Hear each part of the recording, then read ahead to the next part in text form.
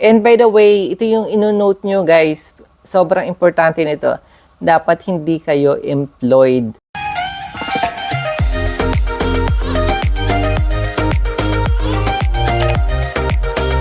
Hello everyone! Welcome back to my channel. Bali, good news pala sa mga PWD or persons with disability na tulad ko dahil mas madali na mag-apply ng sponsored member or sponsored program ng PhilHealth. Kasi dati kailangan nyo pang pumunta sa munisipyo yearly para lang magpa-sponsored sa PhilHealth.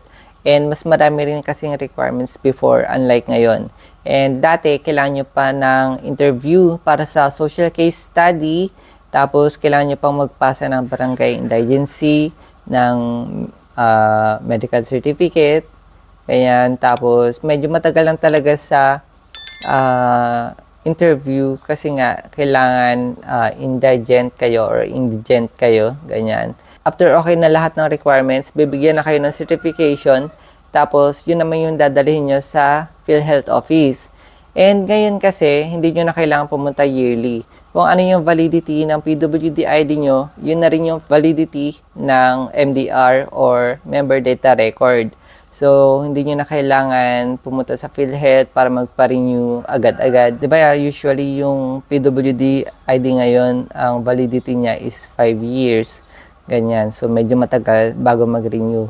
And, ang napansin ko lang ngayon sa MDR, wala nang nakalagay dun sa validity. NA na yung nakalagay. Unlike before na January 2024 to December 2024. Ganun lang yung nakalagay before.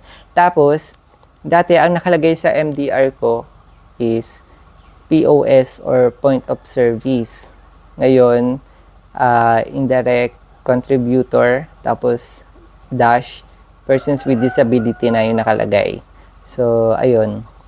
Yan lang yung napansin kong bago, guys. Tapos, bali yung mga requirements pala sa pag-process ngayon ng sponsored PhilHealth. Una, kailangan nyo muna i-check yung PWD ID nyo kung nag-reflect na siya sa website ng DOH. Kasi, i-verify nila yan, guys. And pagpunta ko kasi doon, sabi, i-verify po muna namin to, sir, ganyan. So, confident naman ako kasi nakita ko naman na lumabas na nga siya sa website ng DOH, ganyan. Tapos, nagbigay din ako ng Xerox ng PWD ID back-to-back. Tapos, signed MRF or PhilHealth Member Registration Form. Usually yun, madadownload siya sa online. I-search nyo na lang guys sa Google. Tapos, pwede rin kayong humingi sa PhilHealth office. Pero mas maganda sana kung ma-download na siya para pagdating nyo dun sa PhilHealth office, diretso na kayo sa teller. Hindi na yung parang pagpunta nyo sa PhilHealth office, saka pa lang kayo mag-sign. So, medyo matatagalan pa. So, mas maganda na fill out nyo na lahat ng kailangan dun sa form. And mag-print na rin pala kayo ng old MDR guys, just in case na hanapin. Kasi yung sa akin, kinuha yung old MDR ko. So, ayun lang, mag-ready na lang din kayo. Madadownload nyo siya guys sa PhilHealth member portal. Mag-sign up na lang kayo dun, tapos makikita nyo dun yung, madadownload nyo dun yung MDR nyo. So, ayun, pagpunta ko dun, mabilis lang. Na-process naman agad after ma-verify yung PWD ID ko sa website ng DOH. Nag-print na sila ng bagong MDR. Yung MDR na ibibigay sa inyo guys, ingatan nyo siya. Huwag nyo ibibigay yung original. And ayun lang, mas madali na siya. Kasi nung pumunta ako sa, sa munisipyo namin para magpa-renew nga ng sponsored PhilHealth, sabi ko dun sa staff ng social service, magpaparenew po ako ng sponsored PhilHealth nga, ganyan. Tapos sabi niya, no need na pumunta dito sa munisipyo para lang magparenew ng PhilHealth. So, ayun, sabi ko, uy, di mas maganda kasi hindi na ako kailangan pumunta yearly, ganyan. And, ayun, nagtawanan na lang kami.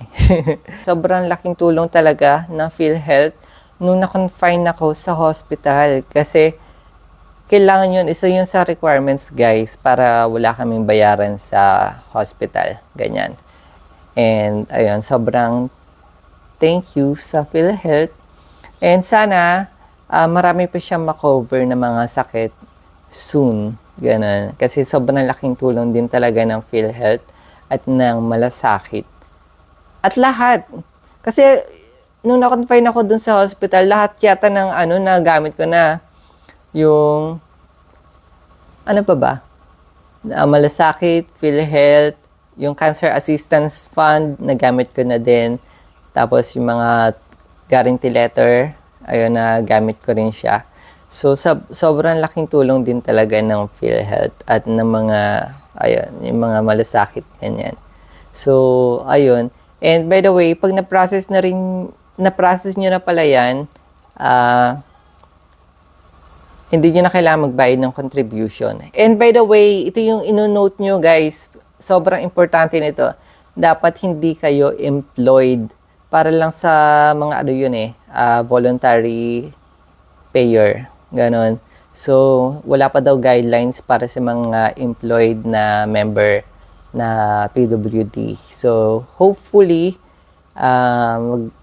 makover na yung mga employed na PWD. Ganyan. Para kahit mag-share na lang siguro yung government tapos yung employer, 'di ba? Mas maganda. So, ayun lang. And hopefully, natulungan ko kayo kahit pa paano. And alam na to ng iba na just in case lang na hindi nyo pa alam. So, ayun lang. Bye-bye.